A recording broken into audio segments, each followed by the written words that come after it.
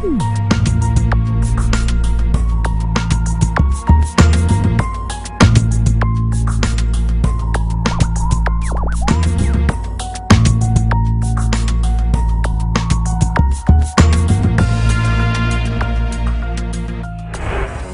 Mollah Omar, à la tête du mouvement taliban, décide de détruire la totalité des statues bouddhiques du pays.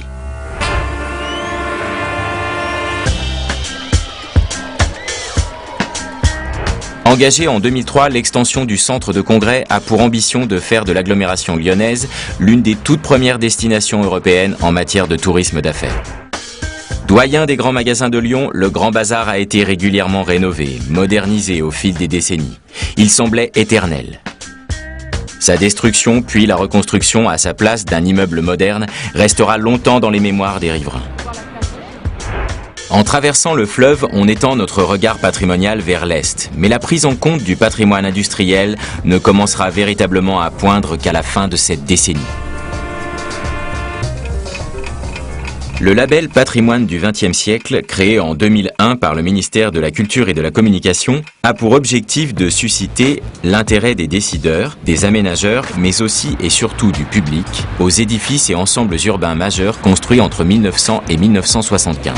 Référencés dans les bases architecture et patrimoine du ministère de la Culture, ils apparaissent enfin comme des témoins matériels de l'évolution technique, économique, sociale, politique et culturelle de notre société. Le projet baptisé Utopie réalisée est un parcours métropolitain proposé autour de sites patrimoniaux emblématiques des utopies sociales et urbaines du XXe siècle. C'est aussi un nouveau produit de tourisme culturel. Proposé sous l'égide de la région urbaine de Lyon, il est organisé autour de la mise en réseau de 5 sites. Le couvent de la Tourette à Évreux, Firminy Vert à Firminy, la Cité des Étoiles à Givors, le musée urbain Tony Garnier, dans le quartier des États-Unis, et le quartier des gratte-ciel à Villeurbanne. La valorisation de ce potentiel contribue à renforcer le rayonnement métropolitain.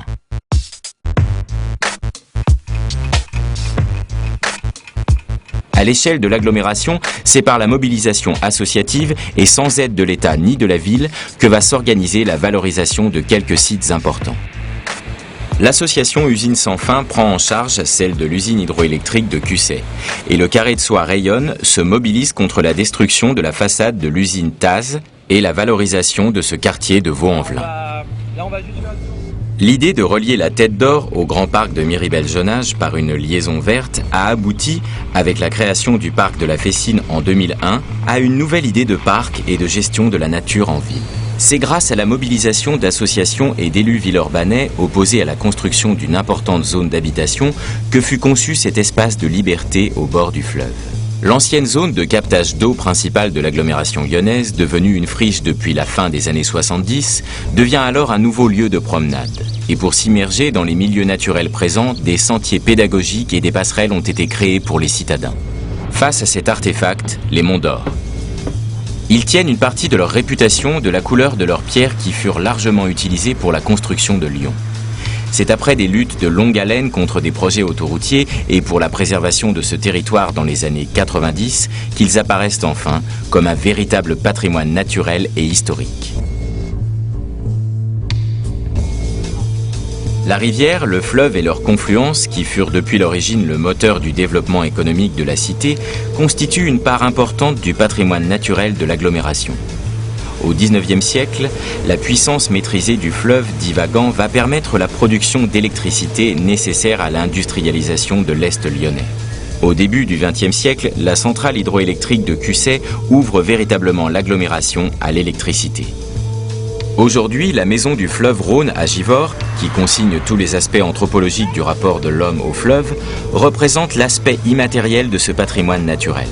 Elle propose non pas une vision passéiste, mais projective de notre rapport au fleuve. Par exemple, en faisant le lien entre la mémoire et la prévention des inondations. Mais qu'est-ce qu'entend l'UNESCO par patrimoine culturel immatériel ? L'Organisation des Nations Unies parle des pratiques, des représentations, des expressions, des connaissances et des savoirs que les communautés et, le cas échéant, les individus, reconnaissent comme faisant partie de leur patrimoine culturel. La pauvre Madame Moutin, qu'elle vive encore aujourd'hui, cette bonne femme, Tu ne peux pas te figurer le bien qu'il a fait aux Arméniens. Il a dit, mais messieurs, il a dit, vous savez pas, il dit, je vais vous faire un papier comme ça. L'agglomération s'est dotée de grands événements festifs, qualifiés parfois de rituels d'agglomération, tant ils favorisent une conscience commune. Fête des Lumières, défilé de la Biennale de la Danse, Journée européenne du patrimoine, festival de cinéma, le Festival Lumière depuis 2009. Ils disent des singularités lyonnaises, mettent en avant les emblèmes de l'agglomération, la lumière, la solidarité, la danse et les arts vivants, le cinéma et les nouvelles images.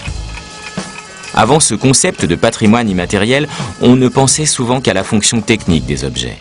Le Grand Lyon se saisit de cette notion et engage sa mise en récit à l'occasion de son 40e anniversaire et prend conscience de la trace qu'il laisse et du rôle qu'il joue dans l'histoire de l'agglomération. C'est sur cette trace qu'il s'appuiera pour fonder son avenir.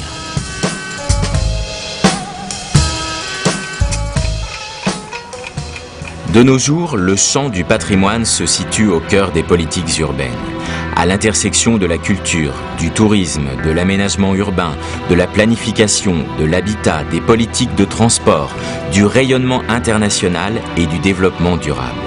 Et le patrimoine, quelle que soit sa nature, n'a rien perdu de sa valeur fédératrice. Aujourd'hui, chaque collectif définit ses objets de vénération. C'est lui qui choisit son héritage, c'est lui qui indexe de la valeur. Avec cette démocratisation de l'acte de patrimonialiser, le patrimoine réinvestit de manière très moderne, 40 ans exactement après André Malraux, le rôle anciennement dévolu au monument. Et comme l'avait défini l'abbé Grégoire, il rappelle au peuple ses courages, son triomphe, ses droits, mais aussi sa dignité.